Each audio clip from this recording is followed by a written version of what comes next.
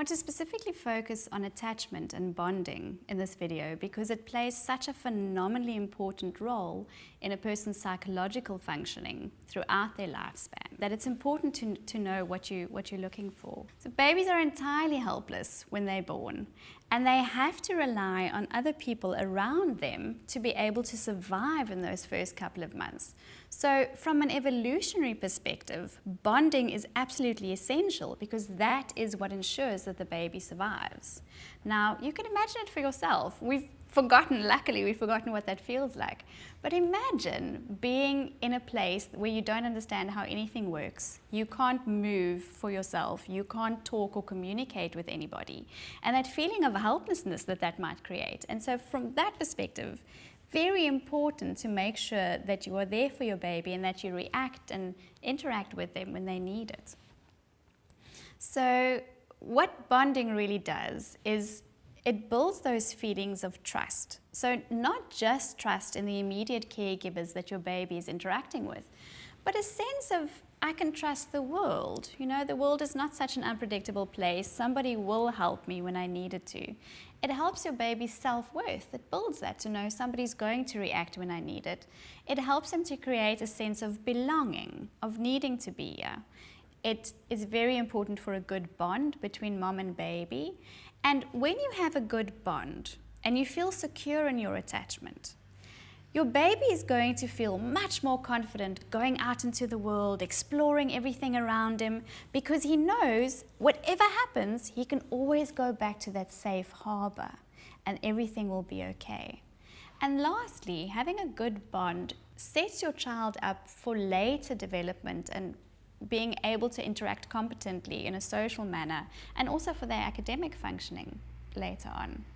If caregivers are available and they're responsive and sensitive to the physical and emotional needs of their babies, that's when we get a secure attachment. But unfortunately, if the care is chaotic, if it's unpredictable, babies are going to develop self-protective strategies. And one of the things that they learn to do to protect themselves is not to trust others. They become quite avoidant. They don't go and explore too far away. And that's what we call that insecure attachment. It might also lead to difficulties with emotional regulation later on. Children might not really know how to deal with their emotions or what it is that they're feeling. And as adults, a lot of children with an insecure attachment, those adults become avoidant again of affective relationships, not only showing affection but also receiving affection.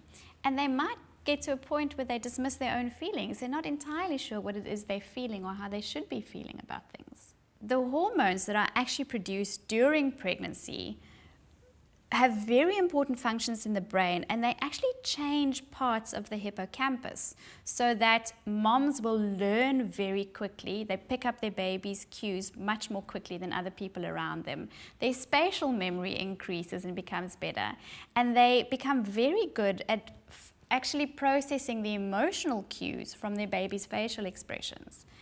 And that interaction as well with your baby, so not only do the hormones change the brain, but we know that interacting with your baby after birth will further change the brain. Things like seeing your baby, hearing the cries, nursing, touching them, that also changes the brain a little bit. By now, most of us know about oxytocin, and we know that it's the love hormone. But very interesting is that we had no idea that it had any role in bonding or love. It was actually discovered accidentally. Oxytocin itself is actually, the word in Greek means swift birth. And scientists discovered it because they knew that when they injected the brains of rats with oxytocin, that would induce labor and lactation. So those hormones that induce birth and get mom ready for breastfeeding will already also set the stage for bonding. And a very, very interesting experiment is that scientists took mothers or mother rats and then also rats that had never been mothers. and injected the non-mothers with oxytocin, and immediately they started looking after the rat pups, building nests, wanting to do things with them, whereas generally non-rat mothers would actually avoid the babies and not want to go close to them. So we know that oxytocin plays a very important role in that feeling of wanting to care and to look after your little one. Very interesting as well is that we've now found that when mothers are responsive to their babies and there's a good social interaction, especially with females, with little baby girls, that later on sets the stage for the development of oxytocin in those little girls when they become mothers themselves. So it has a knock-on effect over a few generations. The other hormone that comes up and that plays a very important role in bonding is dopamine. Now, dopamine is your reward hormone. When you do something that you enjoy, something that gives you a lot of joy, your body releases dopamine. And a very interesting study has also found that what they did is put moms together and showed them pictures of a whole lot of different babies. And in between those photos was a picture of their own baby. And the minute they saw their own baby, their brain released a lot of dopamine, but didn't do that with the faces of other babies. So you are primed, your hormones are there to help you with this bonding process. Now, Dr. Niels Bergman has to get a lot of credit for all the work that he's done to date on skin-to-skin contact and kangaroo care. And Dr. Niels Bergman feels very strongly that there should be skin-to-skin contact with a baby for at least the first few days after birth, because that brings about lactation, that helps with breastfeeding, that helps regulate your baby's temperature, and at the same time, it helps with bonding. Also remember that when you have a baby on your chest, when you're doing skin to skin, you're at the absolutely perfect distance for your baby's eyes to focus. And that's what they're going to be doing in those first few days, is just focusing on your facial features and getting to know you. A very, very interesting thing that's come out of Dr. Bergman's studies is how important physical closeness is to feeling relaxed and feeling good.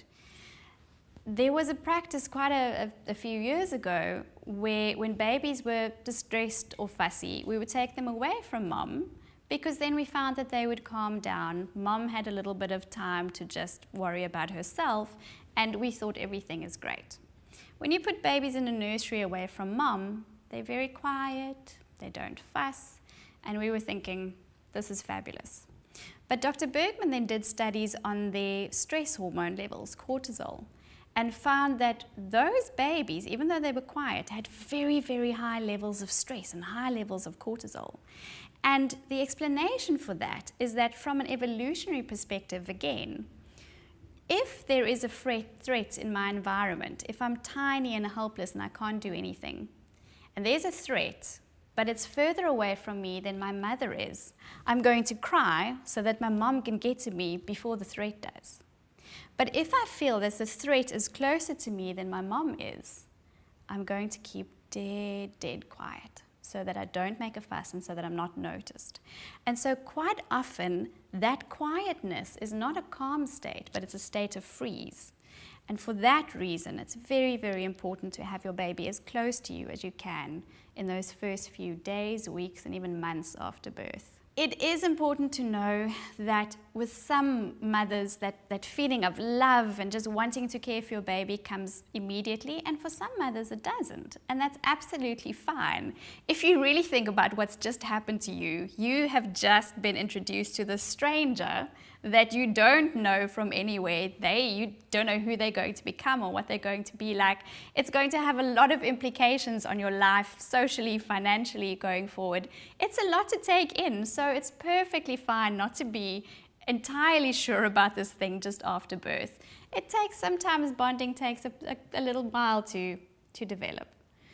But as very important is that with every single interaction, every nappy change, every time you talk to your baby, those little elements start to slowly build on your bond, on the two of you together.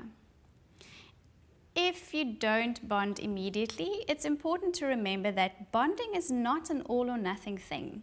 It's not that it happens or it doesn't happen.